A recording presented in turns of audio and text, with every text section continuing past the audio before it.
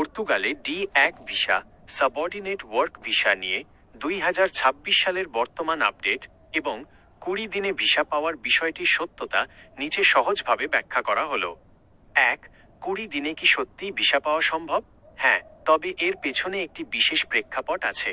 Portugal সরকার 2025 সালের শেষ দিকে তাদের ইমিগ্রেশন আইন সংস্কারের উদ্যোগ নিয়েছে এবং 2026 সালে বিশেষ অগ্রাধিকারভুক্ত খাতে, যেমন টেকনোলজি, হেলথ কেয়ার, এগ্রিকালচার ও কনস্ট্রাকশন কর্মীদের ভিসা প্রক্রিয়া দ্রুত করার জন্য কনসুলেটগুলোকে 20 কর্মদিবসের একটি লক্ষ্যমাত্রা দেওয়ার কথা জানিয়েছে। সতর্কতা: এই 20 দিন সময়টি গণনা করা হয় আপনার আবেদনটি কনসুলেটে সঠিকভাবে জমা পড়ার পর থেকে। এটি আপনার পুরো প্রসেস, যেমন জব অফার পাওয়া বা ওয়ার্ক পারমিট আসা, শুরুর সময় নয়। 2. D1 ভিসার জন্য যা প্রয়োজন 2026 আপডেট।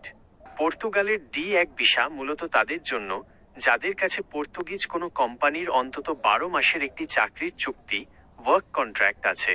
ন্যূনতম বেতন: আপনার বেতন পর্তুগালের বর্তমান ন্যূনতম মজুরির সমান বা বেশি হতে হবে।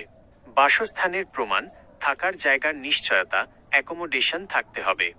NIF ও ব্যাংক অ্যাকাউন্ট, পর্তুগিজ ট্যাক্স নম্বর, NIF এবং স্থানীয় ব্যাংক অ্যাকাউন্ট থাকা জরুরি। পুলিশ ক্লিয়ারেন্স: বাংলাদেশ থেকে বৈধ পুলিশ ক্লিয়ারেন্স সার্টিফিকেট।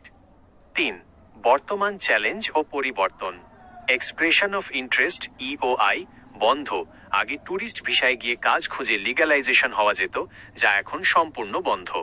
বর্তমানে বাংলাদেশ থেকেই সঠিক ওয়ার্ক পারমিট বা জব অফার নিয়ে যেতে হবে। VFS গ্লোবাল: বাংলাদেশের নাগরিকদের সাধারণত ভারতের দিল্লিতে গিয়ে পর্তুগাল ভিসার জন্য বায়োমেট্রিক দিতে হয়, কারণ ঢাকায় পর্তুগালের পূর্ণাঙ্গ কনসুলেট নেই। তবে 2026 সালে ঢাকা VFS এর মাধ্যমে কিছু প্রক্রিয়া সহজ করার চেষ্টা চলছে। দালালের খপ্পর থেকে বাঁচতে 5টি টিপস। জব কন্ট্রাক্ট যাচাই: দালালের দেওয়া ওয়ার্ক পারমিট বা জব অফারটি আসল কি না তা পর্তুগালের শ্রম বিভাগ IEFP থেকে যাচাই করুন। 2. নিজে আবেদন করুন, কোনোভাবেই অগ্রিম 5-10 লাখ টাকা দেবেন না।